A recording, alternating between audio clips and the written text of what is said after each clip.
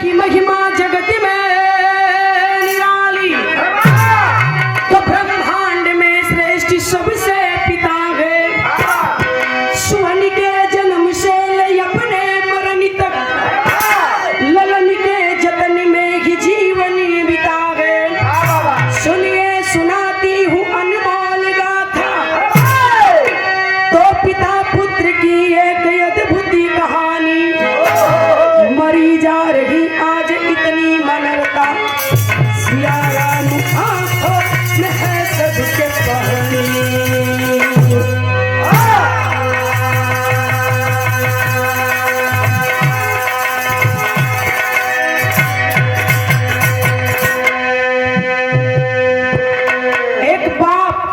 यहाँ जितना लोग बैठल हुआ सीधे हमार बात आप लोगों से दूठ खाली करो। छोड़ दा तुलसीदास, कबीरदास, सूरदास, कालिदास के 1850 या 1880 संबत के देखा गए या इतना लोग बैठल हुआ के पढ़ले हुई। मुश्किल है कि मन से 2-4 लोग पढ़ले हो 1680 से उतना। अशोक भैया के जियो था उतना दिन ले, पहले कदमी 150 बरिस जिए। खाए का मोटा दाना खा से खर, माई के छाती का दूध पिए, और घोड़े पर फैला फैला हाथ गोड़ तान तान के बुकवा से मिसल जाए। आजकल का डब्बा का दूध पिए हुआ, पाउडर बेबी जॉनसन चलो लो, वही से मल के किनारे कर जाता डॉक्टर का तो काजर मत लगा नहीं, आँख खराब हो जाएगी। और 90% लड़का ऑपरेशन से पैदा होती है, नॉर्मल डिलीवरी भी मुश्किल हो गई है। लिए बताओ थी वो समय के बाद छोड़ा, आज का आपके हमारे आंखी के सामने के बात बतावे चले थी। ये कलयुग दूरे ना जावे, यही उत्तर प्रदेश के बात बताओ थी। बिरहा में क्लाइन गीत है, कवन गीत है भैया?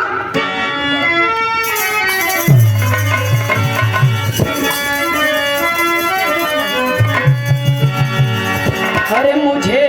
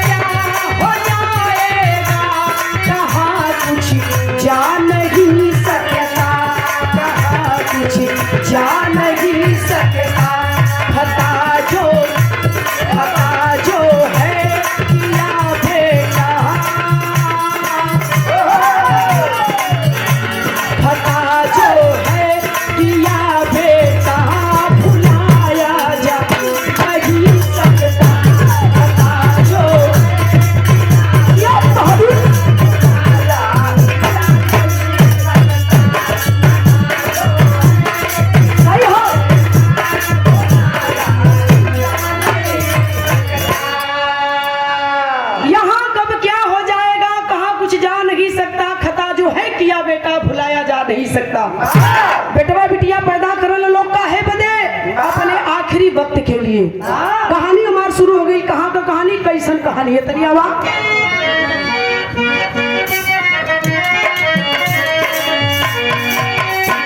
कहानी शुरू हो गई हमारी साथियों,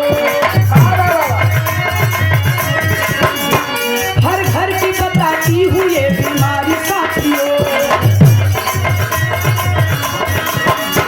विधान नहीं संदेश है ये, ध्यान से सुनिए। अपने ही ऊपर लेकर अनुमान से सुने। कर्नल थे लखनऊ के सूरज भान निराले। कर्नल थे लखनऊ के सूरज भान निराले। तारा की पत्नी बच्चे दो लाड से पाले। बड़ा यमान छोटा था विशाल दुलारा। बड़ा यमान छोटा था विशाल दुलारा। बड़ा यमान छोटा था विशाल दुलारा। माता पिता ने बच्चों को संवारा।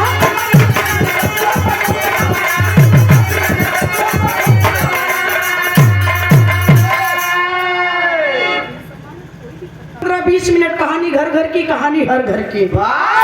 यही अपने उत्तर प्रदेश का राजधानी लखनऊ की कहानी है।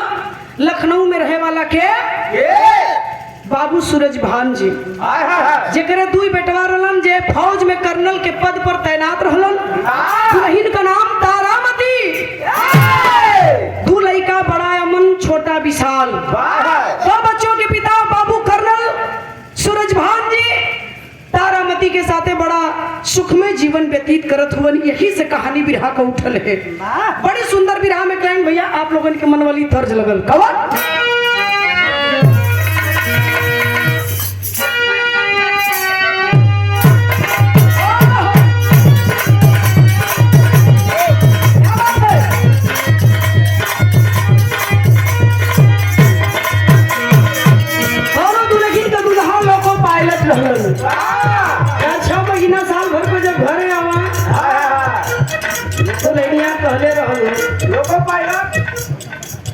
भाई साहब के ना पता कि लोको पायलट के कहल जाला। लोको पायलट ना जनतनी ढेरे कुछ ना जानलन। आप गाड़ी चलाओ वाला रेलगाड़ी चलाओ वाले के लोको पायलट कहल जाला। तूफानी भैया यहाँ चैनल चला था, अगर हम कुछ कह दे तो तोरे घरे के लड़की लड़का कपारे चढ़ जियो कहीं बाबू ये कुल करे जाला। कहे का कहे मास्टर चलावे ना पलमुआ।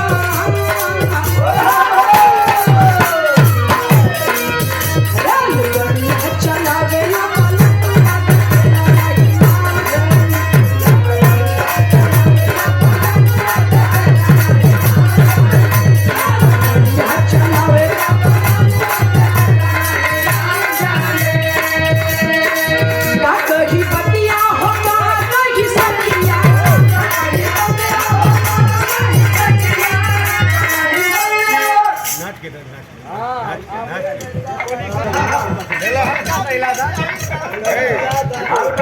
खाली से घर तो बेइज्जत मत करा भाई।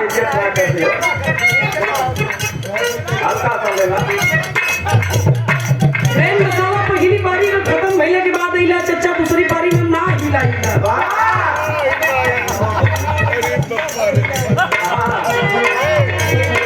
हाँ उदम जानो दी चच्चा मन कोनो दूरा ना हो।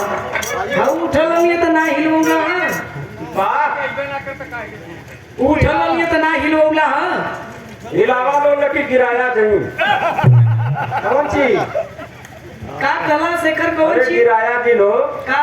अरे का गिराई हुए तो का गिरावे आलो कौन चीज की बात करो। अरे मैं किया की बात करते हैं यार। मैं किया गिरी तो वो बतिया तो उसी तरह का है का कहला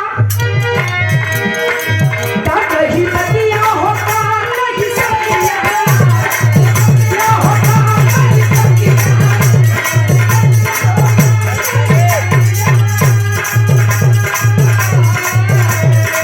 का कही बतिया होता नहीं सकिया। वो खुदा पावे ना पाला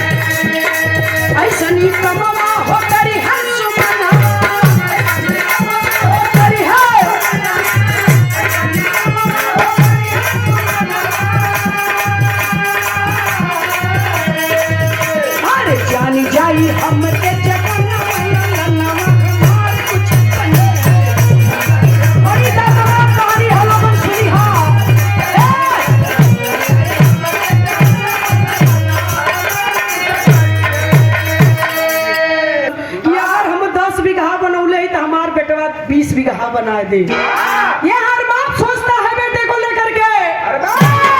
अगर हम इंटर कैले या हाई स्कूल कैले तो हमार लड़का इंजीनियर हो, जज हो, कलेक्टर हो।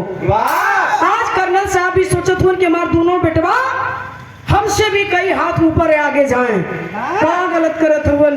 ये मेमोरी जैसा सोचेंगे वही पाएंगे। ये लिए डॉक्टर कहलन कि पॉजिटिव सोचिए, नेगेटिव सोचना बंद करिए। नेगेटिव सोचेंगे तो नेगेटिव मिलेगा, और वही हुआ। का भाई मास्टर अंतरा लगी।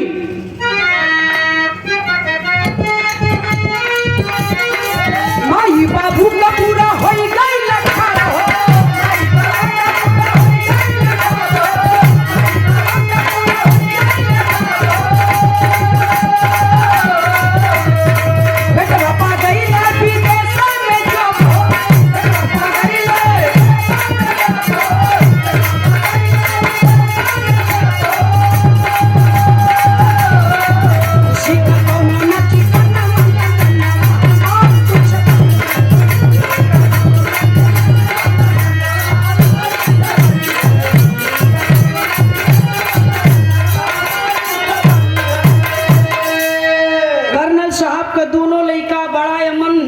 विशाल दोनों बच्चे पढ़ते पढ़ते जॉब पा गए।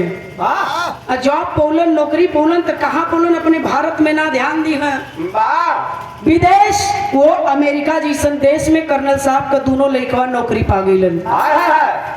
इंजीनियर के पद पर तैनात हुए।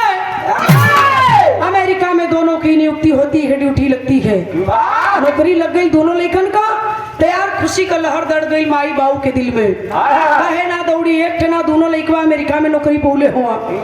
खुशी का कोनो ठिकाना ना। पास पड़ोस के लोग जुटलन, कलन की कर्नल साहब तो हर एक लड़कवा ना दोनों लड़कवा अमेरिका में नौकरी पौले हुआ, तो हमन के एक पार्टी चाहिए।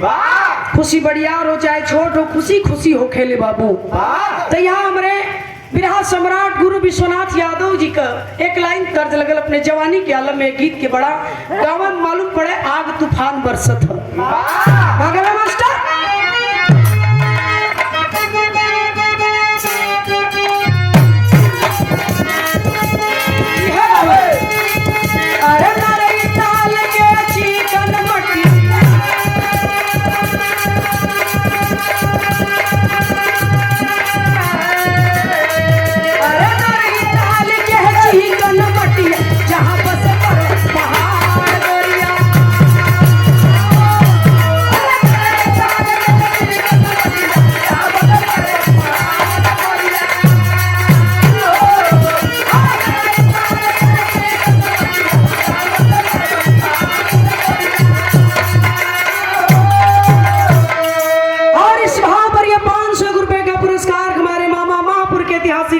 प्रताप यादव आपके द्वारा एक गीत पर 500 रुपया पुरस्कार सादर प्रणाम सब भैया लोगों के प्रणाम बा। लेकिन भाव लगल बिरहा के अंदर आवा था।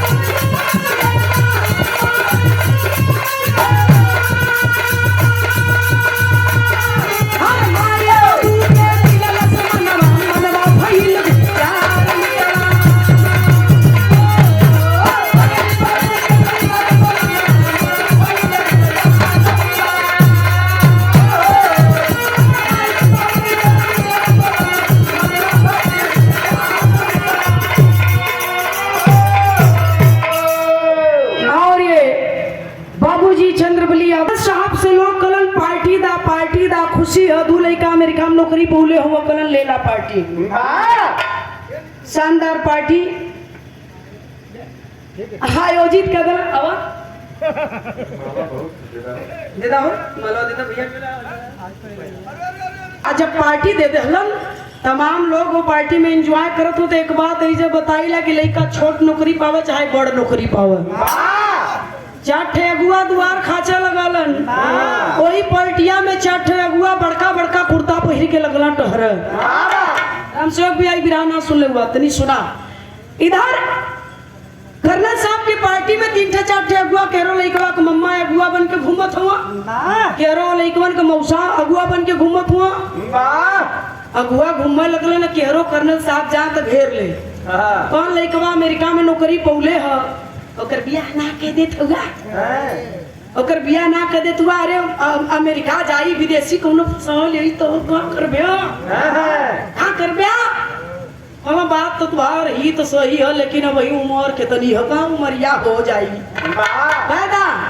आखिरकार बात लड़ते लड़ते लड़ते बाबू कबले बचवा वही बैठिए में बात फंस गई। बात तकुल है विजय भैया, बतिया तकुल है। जहाँ बात ना बात का कीमत ना तो फिर वहाँ बात कहल बेकार है। बतिया तकुल है, बतिया फंस गई। जब बात फसल तो एक लइकवा का ना दोनों लइकवा का संग हमें दिन धरा गए, संग हमें दिन धराए। दोनों लइकवन के संग हमें बियाह भयल और संग हमें 2 ठे पतो कर्नल साहब के घरे में उतरल है।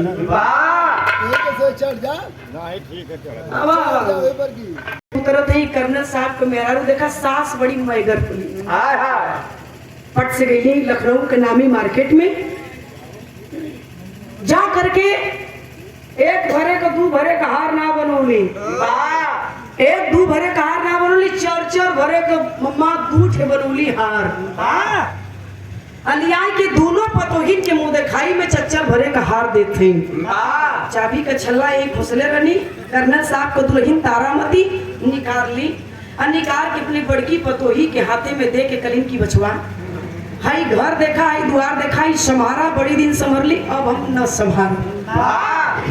घर का बड़ गार्जियन हो, अब तोरे हवाले चाबी कुंजी कह दे थी। कहाँ अपन के देखा है के संभारा दे दहली। 2 महीना दोनों बेटवा पतो घरे बितौले हुआ। अब जाए के अमेरिका छुट्टी खत्म हो गई है। कल अइला दोनों लड़का कर्नल साहब के लगे, कलन की पापा, कलन की हाँ बेटा, कलन की पापा 2 महीना का छुट्टी रहा अब जाएगी। कलन की बिल्कुल जा, लेकिन कैसे कैसे जात हुआ। कलन की पापा हम दोनों भाई जा रहे हैं। कलन की नहीं, दोनों भाई जात हुआ तो हाई लोगन के जवन 2 जने है इन्हें के देखी। कलन मतलब कलन की दोनों जने अपन अपन परिवार ले जा बचवा। लेकिन एक बात याद रहे, कलन की 2 महीना 4 महीना पे ना अगर तो साल भर पे कम से कम 1 चक्कर घरे आ जाए करी। हमन के उतने से खुशी मिल जाए, भले 2 या 4 दिन बदे आया लेकिन आया जरूर। वादा करके दोनों बच्चे अमेरिका जाते गए। समय बीते लगल, तर्ज बदल गई भी रहा में।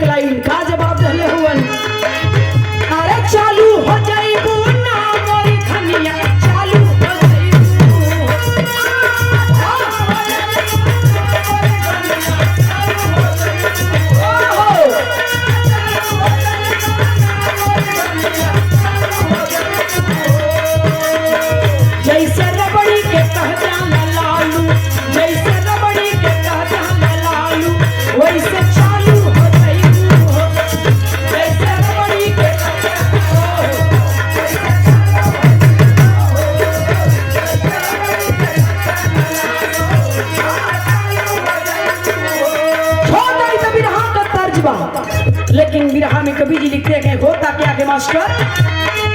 अरे बीते समैया मोर भैया बीते समैया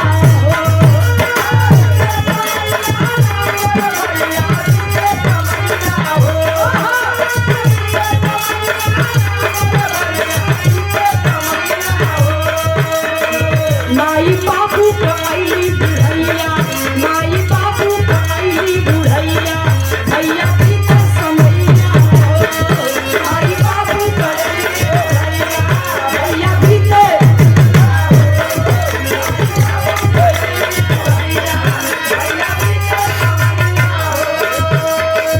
दोनों बेटे बहू लेके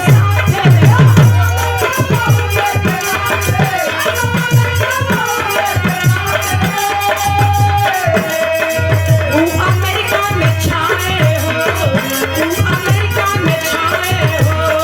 घर में पड़ली बीमार अब मैया घर में पड़ली बीमार अब मैया बीते समैया हो घर में पड़ली बीमार अब मैया भैया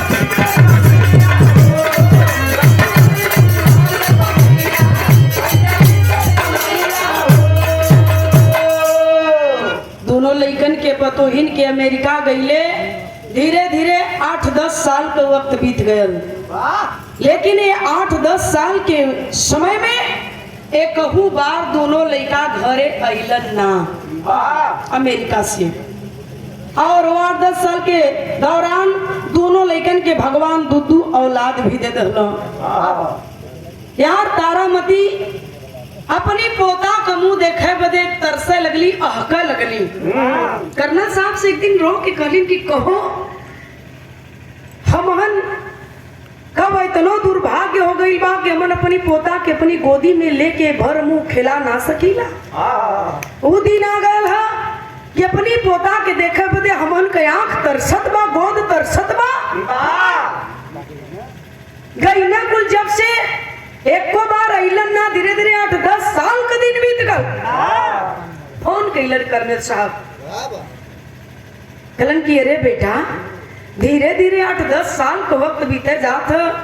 आखिर हम कले रही कि साल 1.5 साल पे 2-4-10 दिन बदे आया, लेकिन आया जरूर तो लोगन के समय ना मिलत है। लइकवा कहे कि पापा बहुत व्यस्त है, टाइम एकदम ना मिला तो पापा बहुत व्यस्त हूँ, इतना काम है कि खाने का भी वक्त नहीं मिलता। खलन की बेटा वो तो ठीक है, लेकिन ऐसनो नौकरी कौने काम के जोने में टाइम ना मिले। कुछ तो वक्त मिलता होगा, कुछ तो छुट्टी मिलती होगी। कल पापा का कहल चाहत हुआ कलन की आजा घरे, एक बार आजा बेटा। है तोहार माई तरसत बा अपनी पोतन के गोदी में लेवो बदे, देखे बदे, खिलावो बदे, चूमे बदे, दुलारे बदे। एक बार आजा बेटा। कलन की ठीक है पापा, कोशिश करता हूँ और कोशिश कर रहा हूँ कि जल्दी ही घर आ जाऊं और 1-8 महीने के लिए आऊंगा। ये आश्वासन दे करके दोनों बेटवा फोन तर रख दहलन। ए बाबू फिर समय बीतल, लगभग धीरे धीरे 6-7 महीना का फिर दिन बीतल, लेकिन दोनों बेटवा टस से मस ना भइलन। यार तारामती बीमार हो गई और वह बीमार भइली तो हल्का फुल्का ना सीरियस हो गई। यहाँ तक कि हॉस्पिटल में भर्ती हो गई। मालूम पड़ल कि अब पराने ने बच्ची मर गई। हाँ अपने पति कर्नल साहब से कहले हैं वही हॉस्पिटल के बेड पर का कहली मास्टर।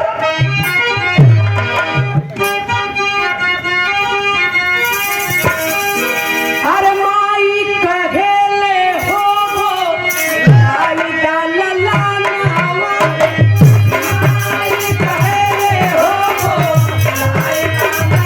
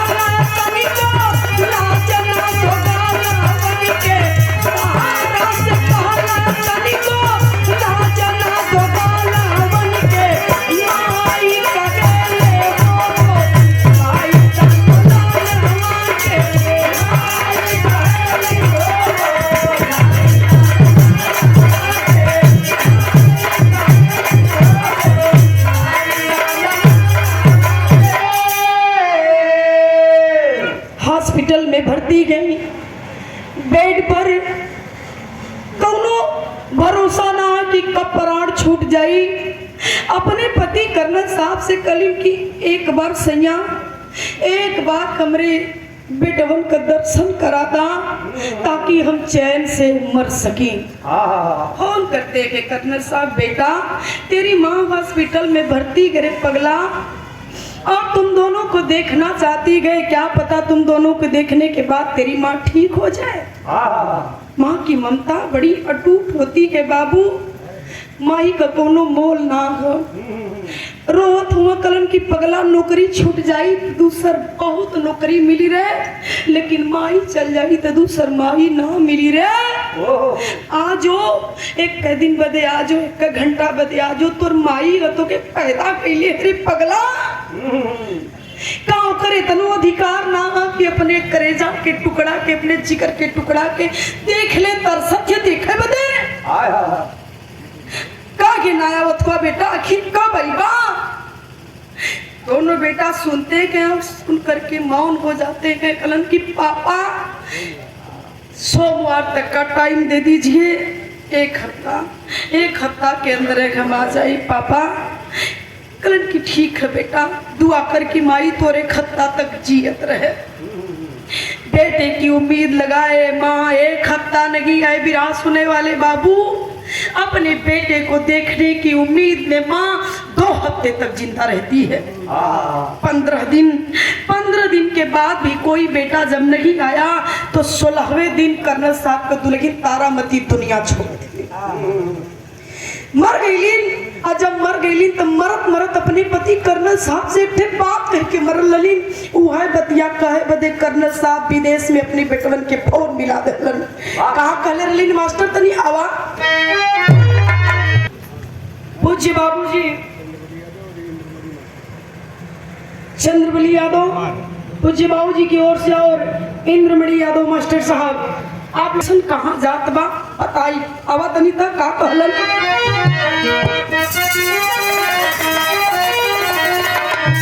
अरे मरी गई माई आके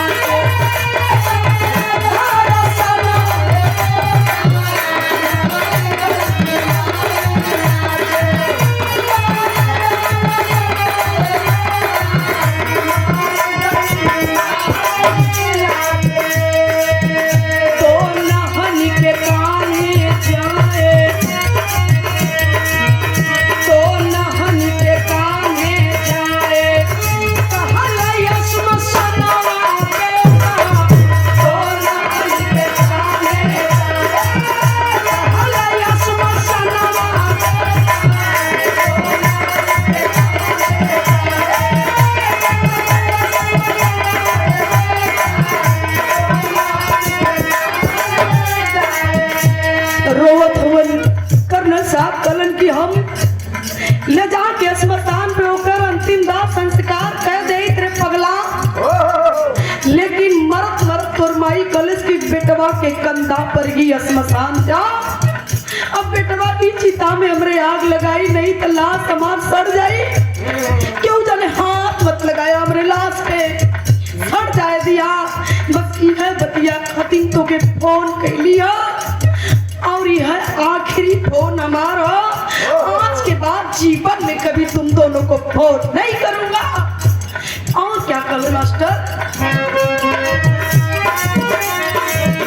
रोग सूरज खान आनू मान नहीं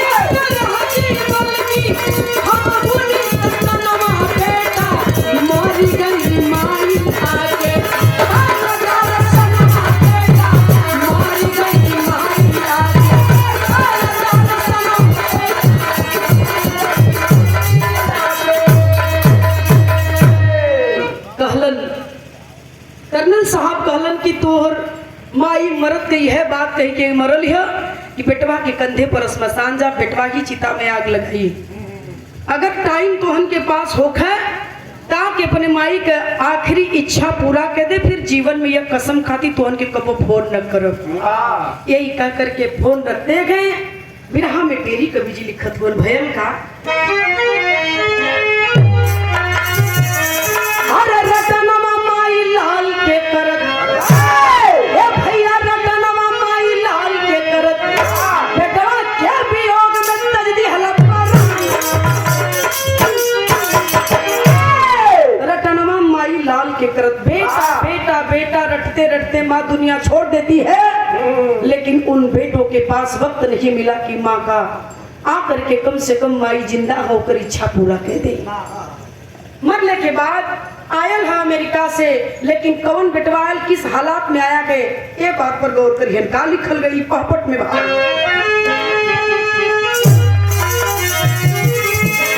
कभी साल भैला फ्लाइट गए, अरे आई अपने भारत में देखले दुआरे मुंह पड़ल बम्बई अपने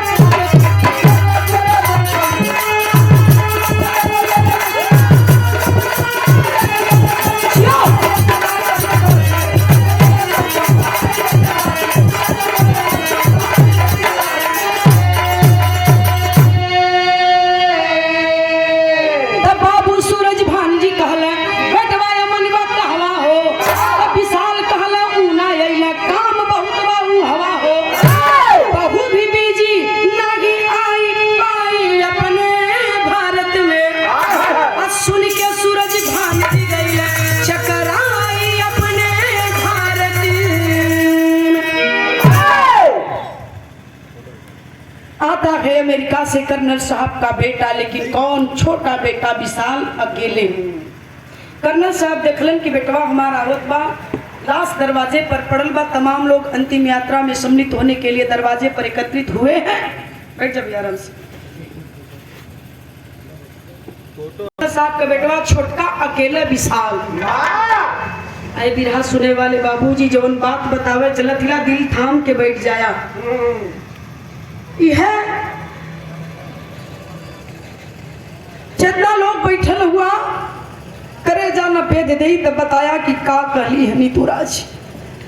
दरवाजे पर मां की लाश पड़ी है और अमेरिका से आता है कर्नल साहब का छोटा बेटा विशाल। कर्नल साहब देख रहे हैं कि मेरा बेटा आ रहा है, और देखते ही देखते मां के लाश के पास आकर खड़ा हो गया, लेकिन अकेले आया गए। कर्नल साहब पूछ रहे हैं कि बेटा अकेले आए गो, वहां सब ठीक तो कहे ना। देखा ये बाप का दिल है, ये बाप का दिल है। कलन की बेटा अकेले आए गो, वहां सब ठीक है ना। कलश की हाँ पापा वहां सब ठीक है। कलन तब तुम अकेले क्यों आए हो, अमन क्यों नहीं आया, उसका परिवार तुम्हारा बीबी बच्चा कोई नहीं। कलन की पापा भैया बहुत बिजी हो, टाइम ना हम आया लीला सारा काम निपटा के जाब। कलन की करे पगला माई मरल है, ऐसे बड़ा काम अब का हो सकला। जीवन में रुपया पैसा सब कुछ ना होला, पैसा बहुत कुछ है लेकिन सब कुछ ना है। बोल बेटा आवे लगले तो कुछ कहले हुई, कुछ तो बोलले हुई। दिल थाम लिया बाबू जोन बतावे जाथिला। डांटे लगन कल कर्नल के पद पर रह के देश का सेवा कैली, खतो देश से केहू से कौनो गद्दारी ना कैली। बहुत कुछ मैंने सहा गया और साथे साथे ये करेजा पत्थर का हो चुका है। बोल का कहले सुना लायक ना आयल तो डांटे लगलन। जब तबेरे लगलन तब डेरात डेरात लइकवा बतौलस की पापा जब आवे लगली तब भैया एक ठे बात कलन। कलन वह तो जानल चाहत हिला का कहले। कलन की पापा जब आवे लगली तो भैया कलन की माँ मरी है तुम चले जाओ, जब पिताजी मरेंगे तो मैं चला जाऊंगा। कर्नल साहब के पैर तले से जमीन खसक गई। कलन की अरे माई मर लिया था ऐसे कहता कि बाबू मरियन तो हम जा माई कल कि हाँ पापा भैया यह कह के भेजलन हम आया ली हम सारा काम निपटा के जा तू चिंता मत करा। कर्नल साहब अपनी दुल्हन के लाश के लगे गईलन, लाश के उठोलन और उठा के इतने सीना से लगा करके चेहरा निहारत हुवन। अब फपक के रोआ लगलन। पूरा समाज आखिरी यात्रा में सम्मिलित हो बदे दरवाजे पर जुटल खचाखच भीड़ पर और भीड़ में रो करके कर्नल साहब अपने मरल पत्नी के वो लसिया से कहत हुवन का कहलन बाबू तनी आल्हा लगवा।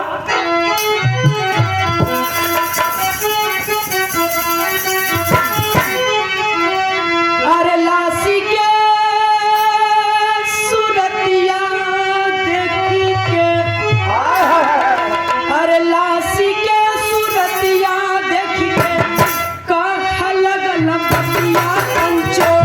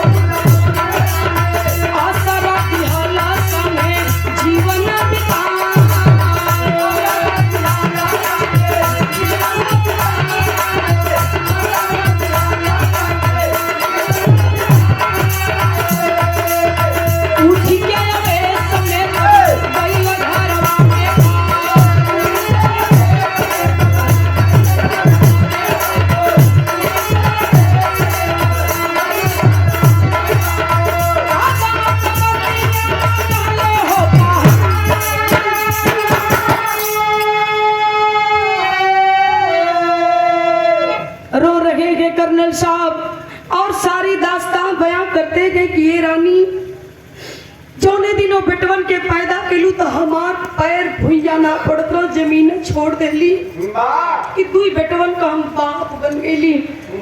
और ये बेटवन का जब पढ़ा लिखा के बड़ा कैली, जब नौकरी लगल तही छतिया फूल के छाता हो गई।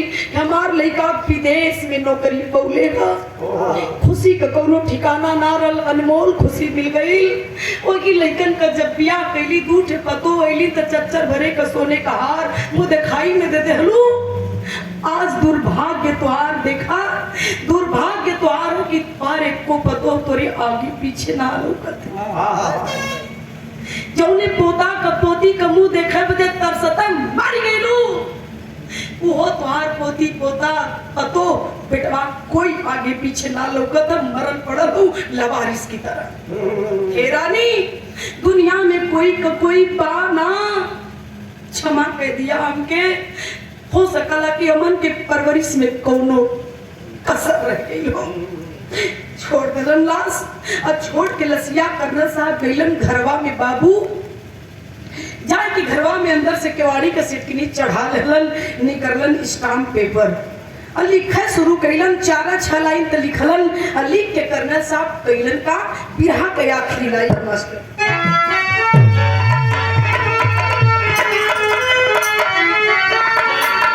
तो लिख क्या ले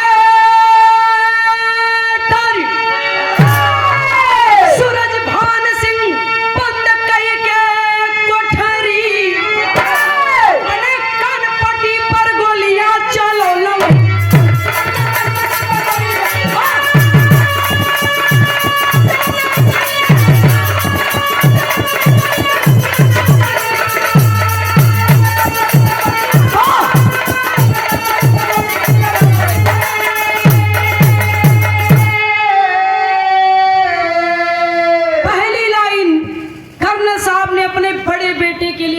अमेरिका से मां के मरने पर आया नहीं है। लिखलन मास्टर तब कहला यमन व्यस्त रहा, अरे करना या काज हो, तारा साथे चिता हमरो चली जाई है आज हो। तो हगे हमारे खातिर फिर से भारत में नहीं आवई के पड़ी। कह रहे हो ना बेटा कि बहुत व्यस्त हूँ, टाइम नहीं है, तो मैं मरूंगा तो तुम आओगे, होगा तुम्हारा बड़ा आकाश, तो तुम्हें आकाश करने की जरूरत नहीं है बेटा। आज ही मेरी पत्नी के साथ मेरी चिता जल जाएगी, मेरे बेटे का नुकसान न होने पाए। बारे बाप का दिल ई होलन बाप खत्म की बेटा, जा तोरे पास टाइम ना हो, जब माई के मरले पर ना आईला, हमारे मरले पर ही बात तुहार वही बड़ा नुकसान। नुकसान मत करना बेटा, वही रहो, आने की जरूरत नहीं है, मेरी पत्नी के साथ मेरी चिता जल जाएगी। दूसरी लाइन अपने छोटका बेटवा विशाल खातिर निकलवो जो माई के मरले पर आयल हो।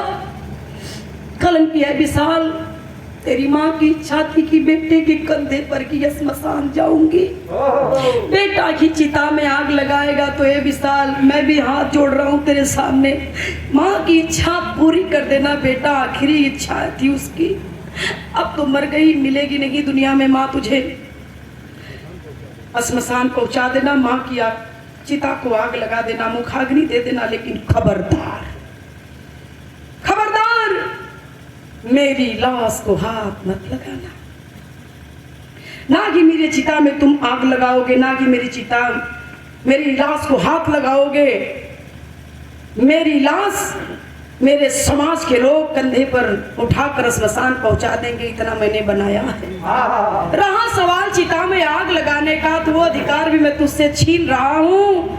मेरी चिता को आग मेरा ड्राइवर लगाएगा और स्मशान मेरे समाज के लोग पहुंचा देंगे। ये हक, ये अधिकार मैं तुम दोनों से छीन रहा हूं। तीसरी लाइन लिखते गए, मेरी संपत्ति का 1 रुपया भी मेरे दोनों नालायक बेटों को नहीं मिलनी चाहिए। मेरी सारी संपत्ति मेरे इन गरीबों में दान कर देना। 1 रुपया भी मेरे नालायक बच्चों को नहीं मिलना चाहिए। लिख दिए, सिग्नेचर कर दिए। चौथी लाइन लिखते गए, यह समाज के लोगों, आजीवन कर्नल के पद पर रहकर मैंने देश की सेवा किया। दुख इस बात का है कि मैं दुनिया से जा रहा हूं, लेकिन जाते जाते अपने समाज में 2 नालायक औलाद छोड़ के जा रहा हूं। इसके लिए आप लोग मुझे क्षमा कर दें, माफी मांग रहा हूं मैं अपने समाज के लोगों से। उसी में कर्नल साहब चौथी लाइन 5वीं लाइन लिखते गए, अंतिम लाइन लिखे कि ऐ विधाता, एक गुनाह तूने भी मेरे साथ किया है। एक गुनाह तूने भी मेरे साथ किया, जैसे मेरी पत्नी की कोख में 2 नालायक का औलाद दिया तूने। हाय हाय काश एक बेटी दे दिया होता, आज ये दिन न देखना पड़ता। बुरा मत मनिहन भैया बाबू, बेटा एक घर को नहीं सजा पाता कि बेटियां 2 घर को सजाती है। खाली सुनले के देरी है कि बाबू का तबीयत ना ठीक है, का पहिरले गई कौने हालात में गई, चप्पल हा गोड़े में कि ना गो, वही तरह बाबू के दुआरे दौड़ल भागल जानी, बाबू हमार का भइल, बाबू तो के माई तो के का भइल। वो होती है बेटियां, कलन की भगवान एक की बिटिया दे दिले होता तो आज ये दिन देखे के नसीब न रहा। इतना लिखने के बाद कर्नल साहब ने अपनी रिवाल्वर को निकाला और अपने ही हाथों द्वारा अपनी कनपटी पर गोली चला लेते हैं। गोली का आवाज सुन के लोग दौड़ल गए। जब तक दरवाजा तोड़ल जा कर्नल साहब के लगे पहुंचना, तब तक कर्नल साहब दुनिया छोड़ चुके थे। है कनौली सैदपुर के लोगों, एक तुच्छ सी गाय कानी तुराज आप लोगों से एक निवेदन करना चाहती है, अपने बच्चों को खूब पढ़ाइए, खूब शिक्षित बनाइए, मैं मना नहीं करती हूँ, लेकिन जितना जरूरी शिक्षा है बाबू उतने जरूरी है संस्कार। पिता क्या है, माँ क्या है, भाई क्या है, बहन क्या है, ये जानना बहुत जरूरी है। जितना शिक्षा जरूरी उतने जरूरी संस्कार है। अपने बच्चों को शिक्षा के साथ साथ संस्कार भी सिखाते चलिएगा, यही मैं आप लोगों से निवेदन करूंगी। नहीं ये हालात होगी जो कर्नल साहब का हुआ है। ऐसे बच्चे की हुई आज मन का युवा पीढ़ी बहुत जोर शोर से बदलाव में हो, पश्चिमी सभ्यता दिन पर दिन हावी होती चली जा रही है। यही अपने बनारस में बिहार की धरती से डीएम साहब, अब गुरु बिहारी गुरु रमन ऐसे थे